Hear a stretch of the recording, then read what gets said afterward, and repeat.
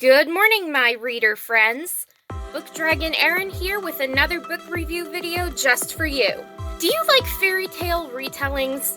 I personally love the concept of a huntress going out into the woods and coming home with a mystical animal, only to be taken to a castle by a magical beast in payment for her crime of killing that mystical animal. Yes, I love fairy tale retellings, especially ones that center around Beauty and the Beast, because growing up, that was my favorite fairy tale of all time, and it remains true to this day. I haven't read a retelling of Cinderella quite like Cinder by Marissa Meyer, so that is what I have been reading now, and I would like to talk about it, so let's get right to it.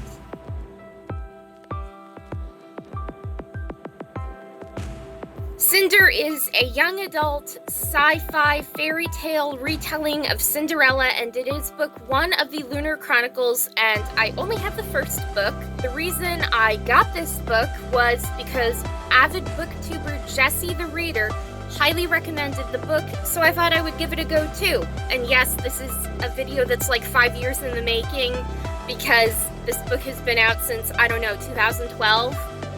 So I am a little late with that. The books in the Lunar Chronicles series include Cinder, Scarlet, Cress, and Winter. Readers who read Cinder also enjoyed Selection by Kira Cass. I really liked this book, but I connect with Evelyn Shriev a whole lot more than I connected with America's Singer. And then there's Red Queen by Victoria A. Viard. This book has been on my to-read soon list for a long time, and A Court of Thorns and Roses by Sarah J. Maas. I cannot stress this enough, this book is an absolute must-read, and yes, it is a fairy tale retelling of Beauty and the Beast. As far as a plot for Cinder goes, in New Beijing, a deadly plague ravages the population of humans and androids. From space, a ruthless lunar people watch in wait to make their next move. No one knows that Earth's fate relies on one girl, Cinder, who is a gifted cyborg mechanic.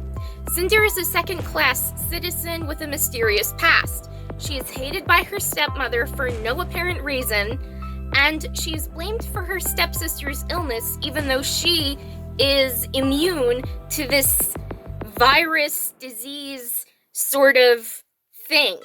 So when Cinder's life collides with the dashingly handsome Prince Kai, she finds herself in the middle of an interplanetary struggle and forbidden attraction.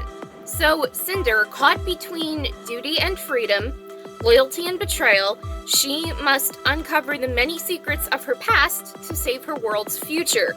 Can one girl change the world? My thoughts on this book? There are so many, but I'm only going to focus on a few key points.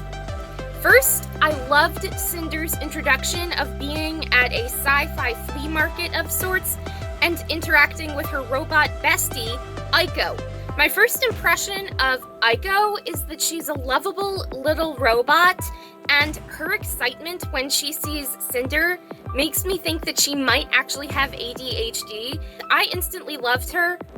And from Jessie the Reader's book review of Cinder, I knew that Aiko is one of the characters who was eventually killed off, so I had to prepare myself for quite a while about Aiko's inevitable shutdown.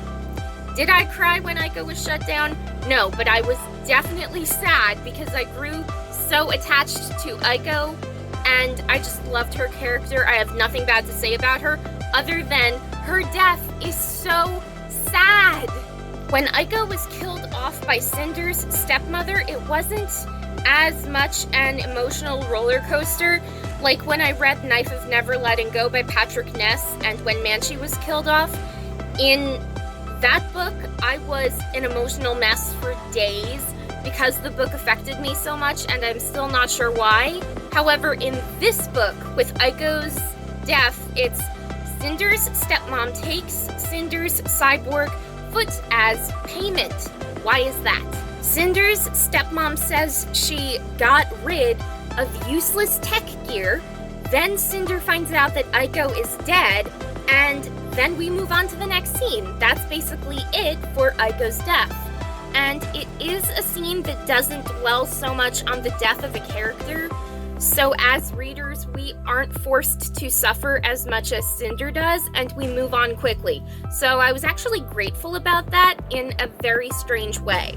This book was an absolute whirlwind of emotions for me that I actually had to pause every few chapters just to recollect myself and just move on with reading this book, because I felt like I set out a personal goal for myself to finish this book, even though I generally wouldn't read a book like this, if that makes any sense. I mean, life is so unfair to Cinder, and she doesn't deserve any of this negativity. Cinder's beloved stepsister Peony, who is innocent and sweet, dies as well, so get a box of tissues ready for the inevitable waterworks. Also, just when you think that Cinder's stepmom is past her hatred for Cinder, she goes ahead and destroys Aiko beyond repair, which is unforgivable to me. And I do thank the literary gods for Aiko's personality chip being saved.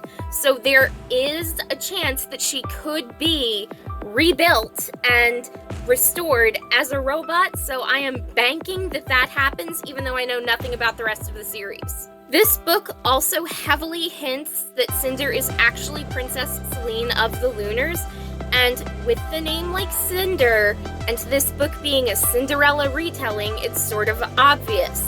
Also, how Princess Celine went to Earth and disappeared around the same time Cinder was discovered, that also hints that Cinder is actually Princess Celine. Even if that isn't totally obvious, which it totally is, Dr. Erland tells Cinder that she isn't just a cyborg, but she is from Lunar as well. And as we know, Princess Celine is also a cyborg from Lunar, so it sort of connects and makes sense. Thus, the reader can easily guess that Cinder is actually Celine even before the big reveal. Also, the skill of an author is proven when they make their readers love to hate a character, and personally, I love to hate Cinder's stepmom, so Marissa Meyer's skill is so proven to me, even though I do not plan on reading the rest of the books in this series. Plus, the conclusion of this novel is kinda quick. I don't know if I should say rushed as an ending goes, but I wouldn't have minded a little bit more detail on that. I mean, Cinder goes to Prince Kai's ball.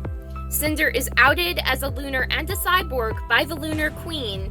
Cinder is then taken prisoner on the Lunar Queen's command. Cinder is revealed to be Princess Celine by Dr. Erland.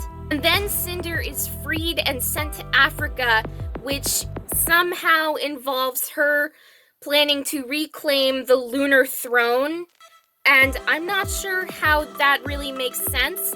I mean, why go to Africa if you're the queen of the future moon? I don't get it. So that sort of breezed right over my head, and my brother would probably say that that doesn't take much because I'm only 5'3". And I thought to myself, if I really wanted to read the rest of this series, because the Lunar Chronicles is so heavy at several times, so personally, I don't think I will pick up the next book in the Lunar Chronicles immediately, and I am just curious, do you think the rest of the series is worth reading? Tell me in the comments below, I would much appreciate it. My conclusion, if you like sci-fi Cinderella retellings, read this book and prepare for the waterworks and the very deep feels. Otherwise, I personally wouldn't reread this book. That's just me though, so my rating for this book, even though I didn't entirely love it with a passion like I do for Sarah J. Maas's books, I would rate this book 4 out of 5 stars, and the only reason why I gave this a 4 stars rating instead of a 5 stars rating was because Cinder was heavily hinted at being Princess Celine from the very start, and I would have preferred a few more elements of mystery, which I didn't get, so that's why I took 1 star off, just because of that aspect. However, I can still appreciate how this book is so interesting and so unique, especially for a Cinderella retelling.